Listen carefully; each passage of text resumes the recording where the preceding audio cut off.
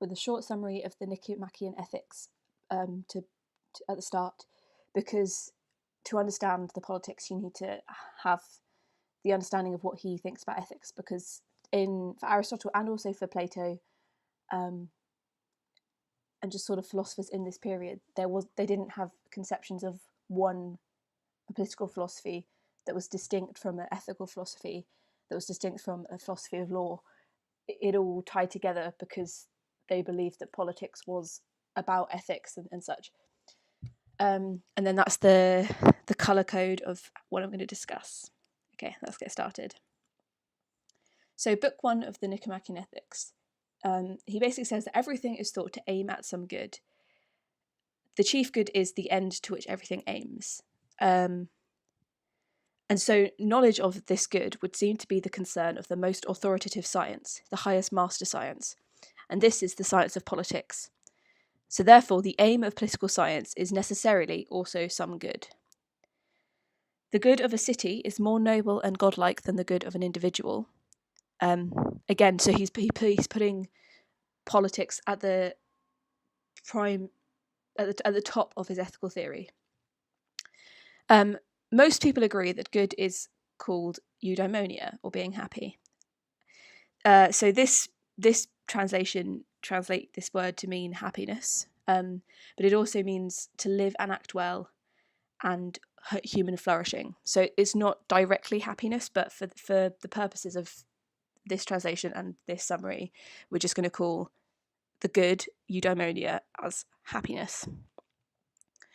However, these people disagree about what happiness is. So the masses think it's pleasure, wealth, or honour, while philosophers believe there must be a good beyond these things, which makes all the good things good, like an ultimate good, if you will. So there is a difference between arguments from first principles and arguments to first principles. This is a reference to Plato and his study of the forms, where he says that there's a form or first principle of everything. So we must begin from things known by us. Therefore, anyone who is going to understand this study of what is noble, i.e. politics, must have been brought up well. So what Aristotle is saying is that the ethics is a study of virtue for people who are already virtuous.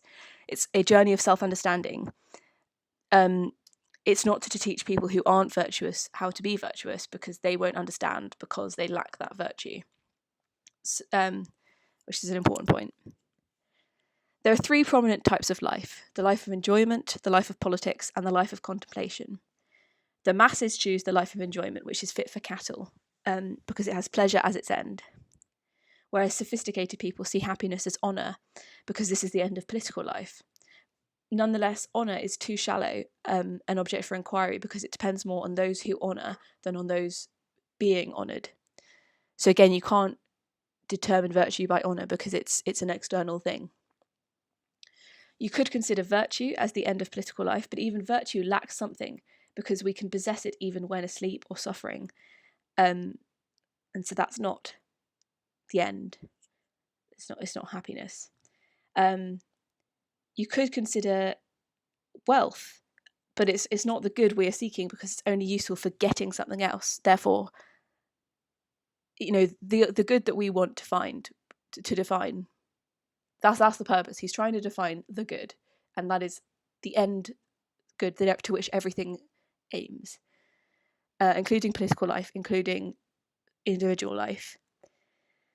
And so it has to be an end in itself. Therefore, wealth can't be the good, because it is only good in achieving something else. So it can't be the thing that we strive for ultimately. Aristotle says it would be a good idea to examine the notion of the universal. So it admits that this will be difficult because those who introduced the forms are friends. So at this point, he's basically critiquing the Platonic study of the forms. He says that there is no universal good, with a quote, "There is therefore no common good answering to a single form. The good is spoken of in many senses: substance, quantity, quality, relation, time, place. And therefore things should be called good in 2 senses: things good in themselves, and things good for the sake of things good in themselves. The good appears to vary between different actions and skills. In medicine, it is health. In military science, it is victory. So therefore, in every action and rational choice, the end is the good, since it is for the sake of the end that everyone does everything else. However, there can be several ends and so several goods.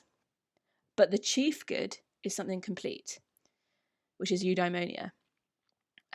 We always choose it for itself and not for the sake of something else. So the point here is that he's not saying that there is only one good and then everything else is a sort of diminution of that. That he's critiquing what he interprets as Plato's way of saying that. His view is that there are two types of good, things that are good for themselves and things that are good for the sake of those things. And that means there are several types of good, meaning like dependent on the thing that we're talking about. So as he said, in medicine, the good is health. But then there must be something ultimate about this, and that is eudaimonia, happiness. So the complete good is thought to be self-sufficient. This term is applied not to a person on their own, but a person living in a community, since a human being is by nature a social being. This is a famous phrase that he actually repeats in the Politics. So we'll talk more about it then. So we take what is self-sufficient to be that which on its own makes life worthy of choice. Happiness is worth choosing, and therefore eudaimonia is the chief good because it is both complete and self-sufficient. However, we want to be more specific, and this may be achieved if we grasp the characteristic activity of a human being. Because in the same way the good, i.e. doing well, of a flute player lies in its characteristic activity, i.e. playing the flute, not fruit, sorry. The same is true of humans. And here's where we see eudaimonia, meaning human flourishing, not just happiness. A flute player is flourishing when it plays the flute well. And so a human is flourishing when it is a human, it does being a human well. So we need to find out what the characteristic activity of a human is. And it's not living or growth, because this is an activity that's shared with plants and other animals. And so what remains is a life concerned in some way with action of the element that possesses reason. And reason, rationality, is a central element of this definition of what it is to be a human. So he introduces what is called the function argument. The difference between a liar player and a good liar player is an addition to their characteristic activity, i.e. a liar player plays the liar, whereas a good liar player plays it well. Therefore, the characteristic activity of a good person is to carry out the activity well, when accomplished in accordance with the appropriate virtue. The human good turns out to be activity of the soul in accordance with virtue, and if there are several virtues, in accordance with the best and most complete. So this is how he defines the human good and what makes us good and how we act that good. So goods are classified into three groups: external goods, goods of the soul, and goods of the body. Goods of the soul are the most especially good, and eudaimonia is in this category. Then he asks the question, is happiness acquired by learning and habituation, or is it God-given or by chance? If anything is given by the gods to men, then it is reasonable that happiness is God-given, especially because it is the best thing in the human world. Happiness requires complete virtue and a complete life. And here we can see a distinct correlation between eudaimonia and virtue, which is again central to the Aristotelian theory. Should we then call nobody happy while they are alive and instead wait to see the end? As in, because in order to be happy you need a complete virtue and a complete life. That would imply that you have to wait until someone's dead to determine whether or not their life was complete. But Aristotle says no, because there is nothing more permanent in the sphere of human activity than activity in accordance with virtue. And therefore, the happy person will be happy throughout their life because they will spend all or most of their time engaged in action and contemplation in accordance with virtue. And he will bear changes in fortune nobly, and therefore will always be virtuous, regardless of changing circumstances. As virtue is so central, it should be studied further, as this will aid the understanding of happiness. Besides, the true politician is thought to have taken special pains over this, since he wants to make citizens good and obedient to the laws. He highlights the lawgivers of the Cretans and Spartans. This is important because the legislator and the role of laws in habituating virtue is central to Aristotle's conception of politics. So again, we can see the interwoven nature of the ethical and the political theory.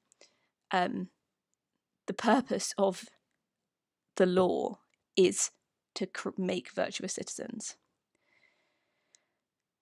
So human virtue is of the soul, not the body.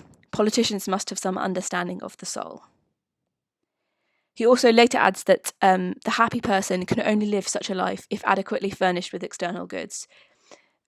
So this means that while we require virtue to be happy, that isn't on its own enough, because we also need wealth in order to live, to have food. I mean, it doesn't have to be high, sort of real big wealth, but you need some sort of money, you need some sort of shelter, you need food. So he is accepting that while he centers his ideas on virtue, there must be some external goods too.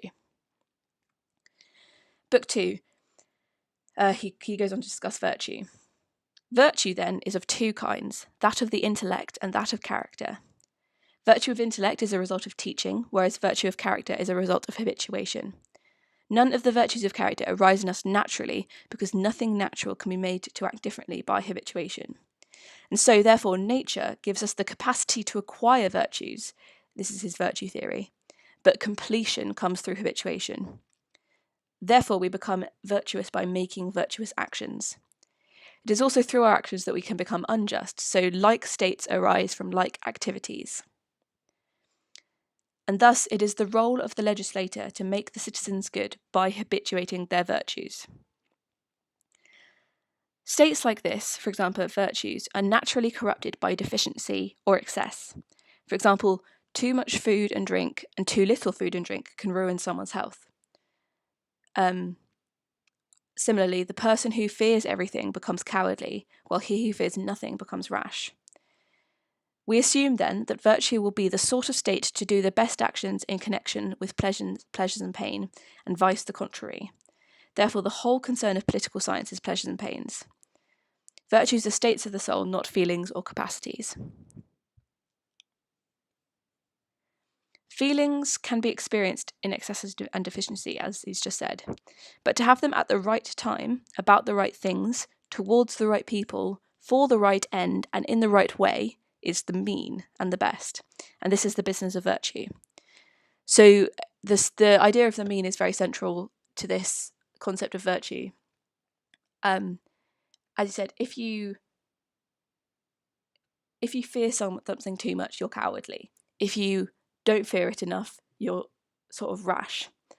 So the virtue of bravery, for example, is in the middle between those two extremes. And that is what Aristotle is saying for everything. Every virtue is a mean between an excess and a deficiency. So the definition of virtue is a state involving rational choice, consisting in a mean relative to us and determined by reason.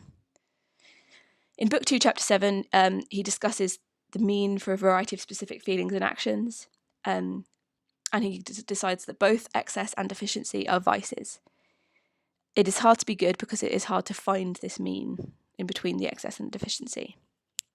We're going to skip forward to Book 5 now. As I said, it's a brief summary of the ethics before we get onto the politics. So in this book, he considers justice and injustice. Everyone means by justice the same kind of state, that which disposes people to act justly. Justice is complete virtue, not without qualification, but in relation to another person. So it is often held that justice is the greatest virtue, but in fact justice is virtue. They only differ in that justice is in relation to others, while virtue is an unqualified state. So again, justice is a mean, but it's how you act towards other people. But other than this relation to one another, it's the same thing as virtue. And what is unjust can be divided into what is unlawful and what is unfair, while what is just can be divided into what is lawful and what is fair. What is just in this sense, then, is what is proportionate, this is another way of saying the mean. There is another type of justice, which is rectificatory. No, that's wrong. Rectificatory, there we go, which is inequality in transactions. The law does not consider who is a good person and who is a bad person.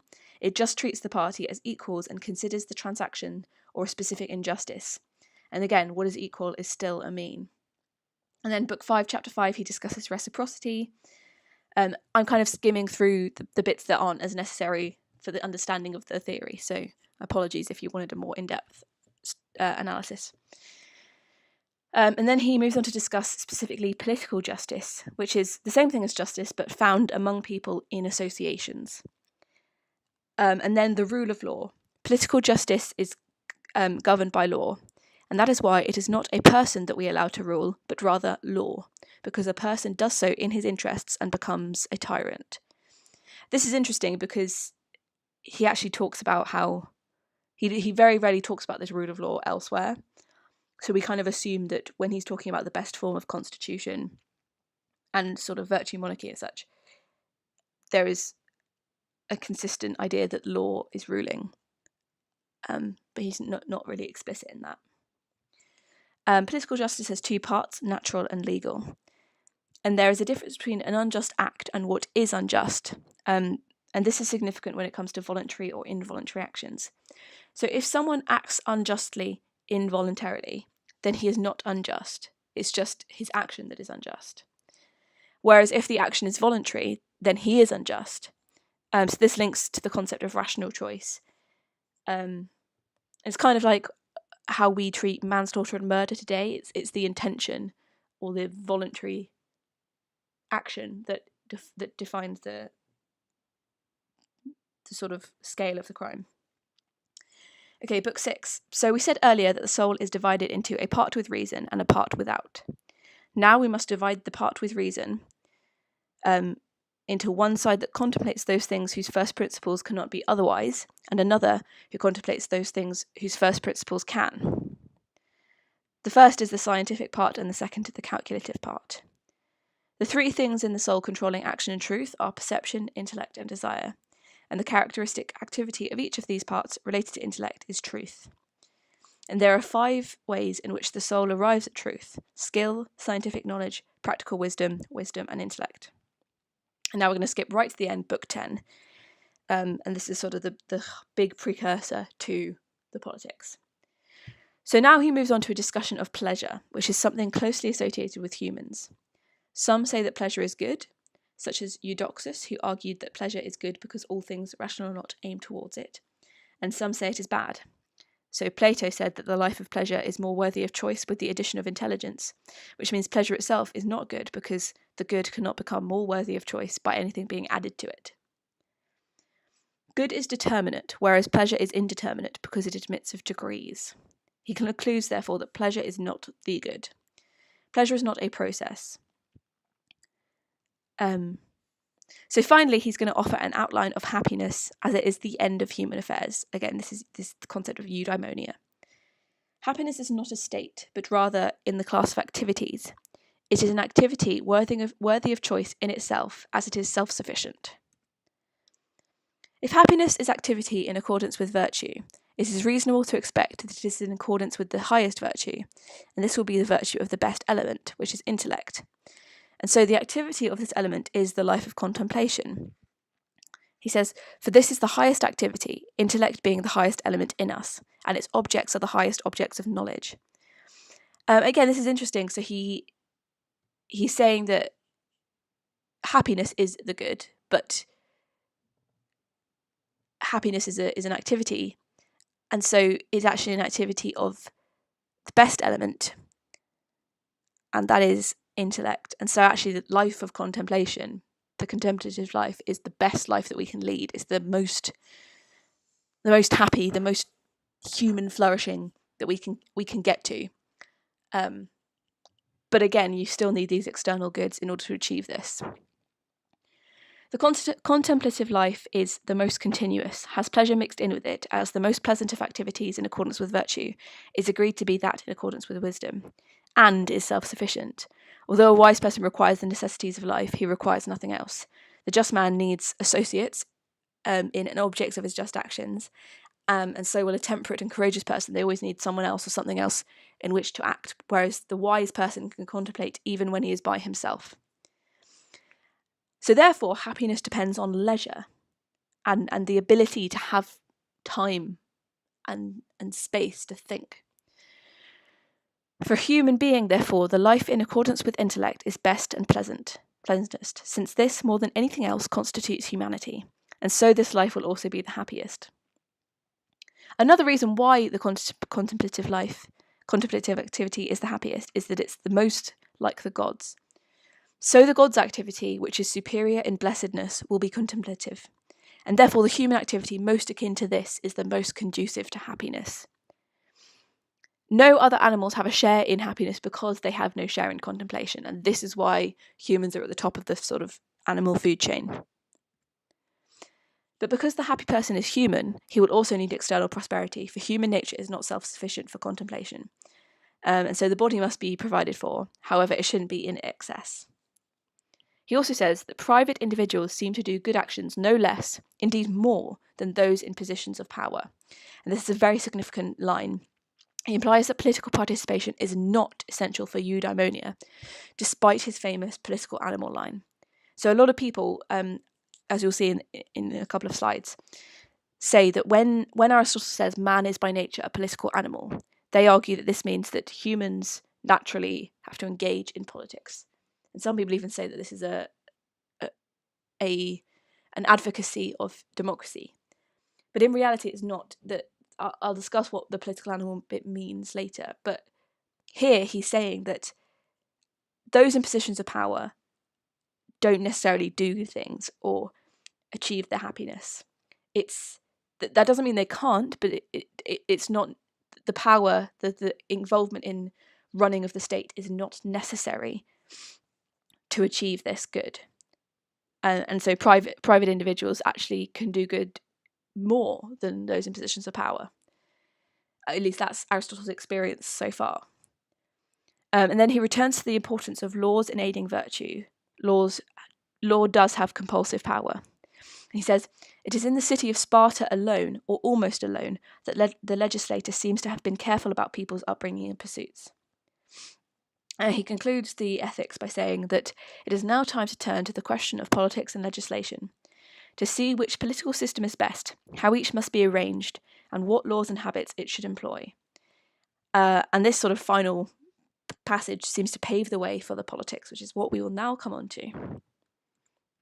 Okay, Book 1.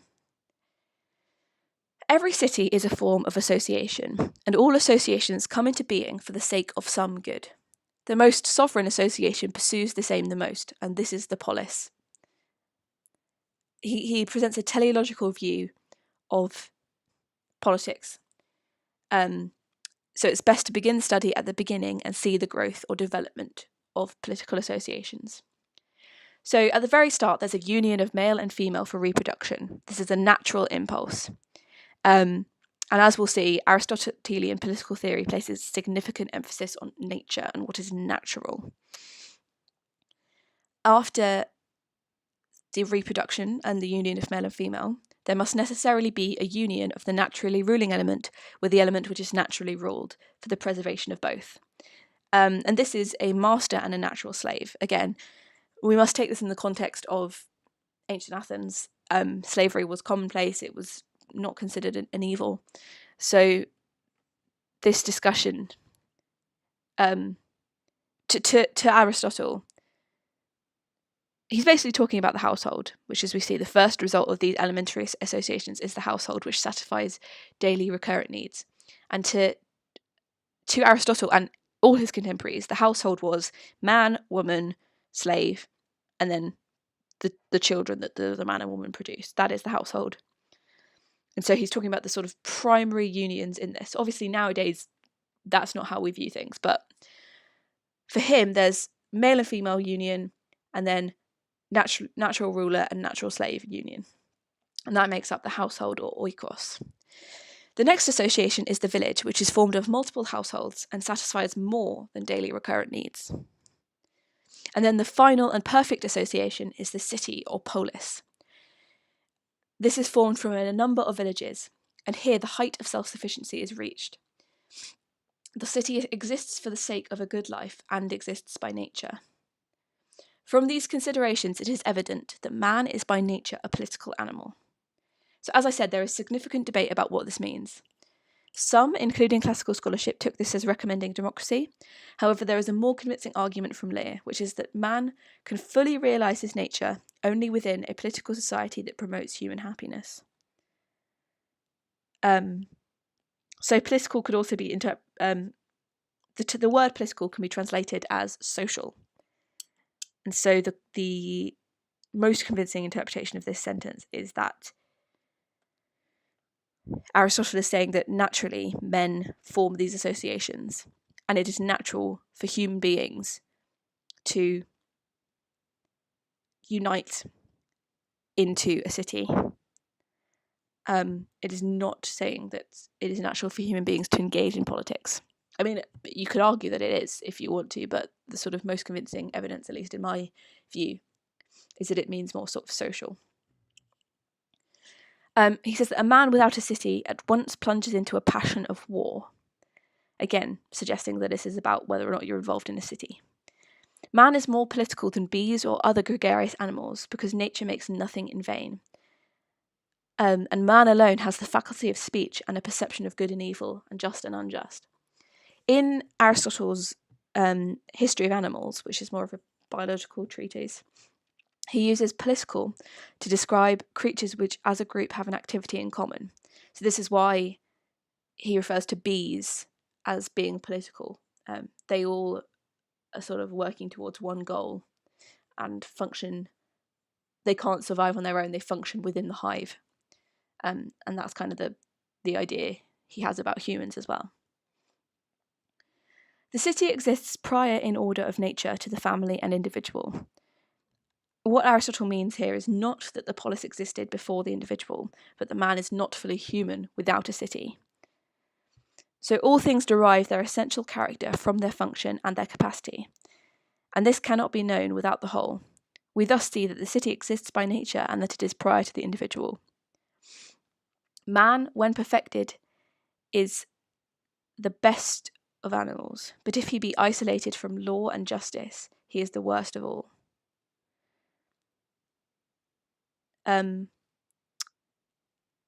Again, so this is sort of an idea that humans achieve their good only when they're in the city.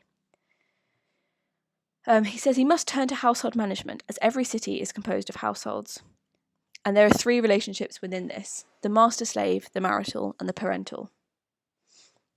The slave in this conception is viewed as an animate article of property.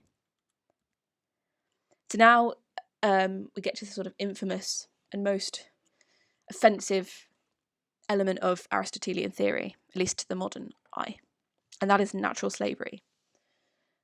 So he says the relation of ruler and ruled is one of those things which are not only necessary but also beneficial. In animate beings, the soul rules the body. This relationship between the soul and the body is natural and beneficial to the body. And the same principle applies to the relationship between man and other animals and male to female. Therefore, all men who differ from others as much as the body differs from the soul are natural slaves. Someone is thus a slave by nature if he is capable of becoming the property of another. Nature also erects a physical difference between the bodies of free men and those of slaves, so it's supposedly obvious to see who's a natural slave and who's a natural master. It is thus clear that just as some are by nature free, so others are by nature slaves, and for these latter the condition of slavery is both beneficial and just. However, there is also legal slavery, which is different from natural slavery, and it can only be justified by convention, so it's not based on nature. And so Aristotle here, there's a sort of nuance to his argument. He's saying that he admits that he's not too concerned with the frequent injustice of conventional slavery.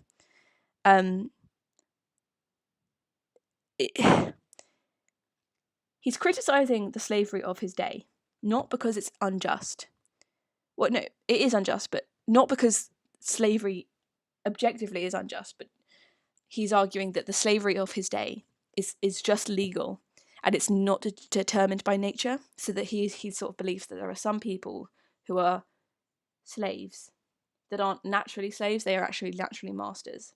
And so this is an injustice because they are put in a position that they shouldn't be. But the concept of slavery in itself is, to Aristotle, not an injustice, is actually the epitome of justice. So there's a sort of distinction between what is actually happening and what should be happening. But in his conception, slavery is okay. However, he's not critiquing. He's not saying that. Although he doesn't like the conventional slavery, the legal slavery that it exists at the moment, because he believes it isn't representative of natural slaves and natural masters, he's not really sort of trying to launch an attack on it or stop it. The purpose of this passage is actually to distinguish political rule over naturally equal citizens, which we'll come to discuss later, from the rule of a master over slaves. So really he's trying to distinguish between different types of rule rather than to launch an attack on contemporary society. Okay, so this shows that the rule of the master and that of the statesman are different. One kind of rule is exercised over those who are naturally free, i.e. the rule of the statesman, whereas the other is over natural slaves. The rule exercised over a household is that of a monarch. So then Book 1, chapters 8 to 11, discusses household management and the art of property acquisition. I'm not really going to talk about that because it's not central. I'm sure someone will disagree, but, whatever. So the head of the household rules over his wife like a statesman ruling over fellow citizens, and he rules over his children like a monarch over subjects. Is the goodness of the naturally ruled and the natural rulers the same? Both classes share in goodness, but it's a different kind of goodness. And then he asks the question, why do the female and the slave differ? The slave is entirely without the faculty of deliberation. The female indeed possesses it, but in a form which lacks authority. And children also possess it, but only in an immature form. So again, it's a very patriarchal view of society, but essentially, an adult man who's a natural master has the full faculty of deliberation and rationality. Natural slaves don't. They're completely, that's why they're slaves, they lack this faculty. Women have it, but not to the same degree as men, hence why men should rule over women, and children are developing it as they grow, so they are also ruled by adult men. And that is the hierarchy of the household in Aristotelian theory. So the central theme of Book 1 is contrasting the household and the city. Commentators Hannah Arendt and Jürgen Habermas argued that the aim of this discussion was to establish the superiority of public communal existence over the private household concerns, with material necessities and comforts. And so, on this interpretation, Aristotle is presenting the household, distinguishing it from political rule, and sort of saying that yes, the household is good, you want to keep that, but the priority should always be this sort of public, political, the sort of the relationship of the city. The household is just a small element of that. A historian, Newell, agrees, but he argues that it's also this chapter is also seeking to ask whether household forms of rule can be applied to whole cities, hence the problem of monarchy, which we come on to later. Okay, Politics Book 2. The purpose of this study is to consider the best form of political association. Therefore, we must consider both real constitutions and theoretical ones. So he begins with a discussion of the constitution set out in Plato's Republic. He criticises Socrates' idea that the greatest possible unity in a city is the supreme good. Yet it is obvious that a city which goes on becoming more and more of a unit will eventually cease to be a city at all, A city by its nature is some sort of plurality. So according to Aristotle, as a city becomes more and more of a unit, it actually becomes a household and then an individual. And therefore, this is a destruction of the city. So you want a difference and distinction between people. And he's arguing that the hierarchy of labour in Plato's ideal city is actually similar to that of the oikos, the household. A polis is composed of a number of people and different kinds of people. The stability of a city depends on reciprocal equality. This must be the case among free and equal citizens, emphasis on the free and equal. So they cannot all rule simultaneously, they must therefore each hold office for a year. This is Aristotle's sort of idea of rotational rule. Although it would be better for the same people to be rulers wherever possible, this isn't possible because of the natural equality of all citizens. Justice, therefore, requires participation of all of the naturally equal people in office. And so this is the best system. However, it's really important to emphasise this is only the best system when all of the citizens are naturally equal. There is a difference if there is a inequality within them. So what is common to the greatest number gets the least amount of care. Even in Plato's system, it is possible that some citizens might guess who their family is. So if you haven't read Plato's Republic, read a quick summary or watch my video of it, because this will make more sense if you know what Plato was talking about. So in Plato's system, offences such as homicide, assault, slander are much worse if committed against the family because they breach natural piety as well as temporal law. These offences would be more common if nobody knew who their family was, i.e. in Plato's Republic, and therefore the punishments would be inappropriate.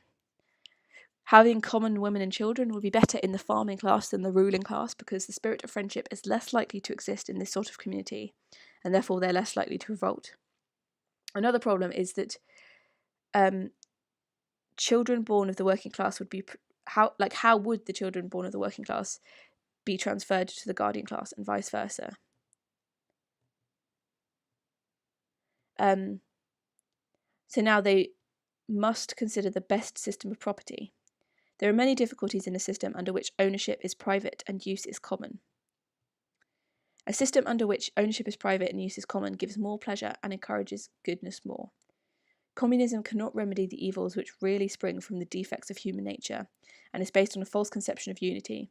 It neglects the true unity which comes from education. Plato's community of property leaves the position of the lower class obscure, and his attached system of government is too absolute, depriving the ruling class of any happiness. Book 2, Chapter 6 criticises Plato's laws. It postulates too large a territory, but fails to properly consider foreign relationships. He doesn't sufficiently define property rights and doesn't make proper provision for a balance between property and population. The system of government is a sort of constitutional government, but is unbalanced. Then Chapter 7, he discusses the proposal of Phallius of Chalcedon, who proposed the equalisation of property in land.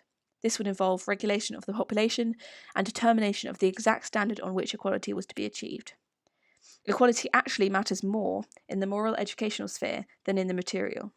The amount of and distribution of property in a city are affected by considerations of both foreign and domestic policy. So the primary criticism is that it places too much emphasis on material factors. He then talks about the theoretical constitution proposed by Hippodamus of Miletus, who's a town planner. Hippodamus advocated triads, 3 social classes, 3 divisions of territory, and 3 sorts of law. Aristotle is very critical of this. He says that the tradition has some claims, and the value of law-abiding habit may be greater than that of legal reforms. He now moves on to the discussion of real constitutions. It is generally agreed that leisure, freedom from the necessity of labour, should be available in a well-ordered city. However, he uses the example of serfs of Thessaly revolting against the Thessalians, or the Helots against the Spartans, to conclude that the best mode of organisation for a system of serfdom has yet to be discovered. In Sparta, the indulgence permitted to women is damaging both to the purpose of the constitution and to the happiness of the city. A bit extreme, but he's basically saying that women were educated in a similar way to men, And there is a less specific role of women in Sparta than in Athens. They're not housebound, they're less constrained, and he's arguing that this is sort of damaging. The city should be considered as divided almost equally into male and female populations. In constitution where the position of women is poorly regulated, one half of the citizen body is left untouched by the laws. So while the Spartan legislator who's called Lycurgus, aimed to make all citizens hardy, he failed in regards to women, whose lives are full of license and luxury. The inevitable result is this sort of constitution is the worship of wealth. He attributes this feminine license to the long military campaigns in which most of the Spartan male population was abstinent. Women didn't have men around, so they, according to Aristotle, sort of gained a sense of superiority which was unwarranted, and they got lazy and such. He also says that women own too much property. About 2/5 of the country in Sparta belongs to women, because of the number of heiresses and the practice of giving dowries. There's also deficiencies in the way the Spartan ephorate is organised. Ephors are drawn from the masses and so can often be very poor men who are susceptible to bribery. The constitution has effectively transformed from an aristocracy to a democracy at this point. He also criticises the Council of Elders for giving inferior training to councillors and a childish method of appointment. While Spartan legislation aims to foster goodness in war, it doesn't sort of do any other goodness. The Cretan constitution is similar to that of Sparta, but in many ways is less polished. The Cretan system of common meals is superior to the Spartan, but Cretan kosmoi, who are the sort of equivalent of the Spartan ephors, are inferior. They share the defect of being appointed without proper qualification, but they do not present the same constitutional advantage as the ephors. Crete has become a constitution made up of confederations of nobles, which are prone to feuds and factions. It is only saved from the evil effects of its constitution by its geographical isolation. Then he talks about the constitution of Carthage. It's generally thought of as good. It's quite similar to the Spartan as well as the Cretan, but is well ordered and has very little factionalism. Its constitution is generally based on the principle of aristocracy, but it deviates from that partly towards democracy and partly to oligarchy. The primary defect of the Carthaginian constitution attaches too much importance to wealth, so Carthage is effectively a moneyed oligarchy in Aristotle's view. And another defect is the habit of pluralism. He then briefly looks at the legislators like Lycurgus and Solon. Lycurgus was for Sparta and Solon was for Athens. They established both laws and constitutions. Solon of Athens has been praised, but he actually ruined the oligarchic element of Athens, which was the council of I spelled that wrong. It's actually the Areopagus. So the R and the E should be swapped over, by making popular law courts. So Aristotle, if you hadn't already worked out, is pretty critical of democracy. He likes the oligarchic elements, and he says that Solon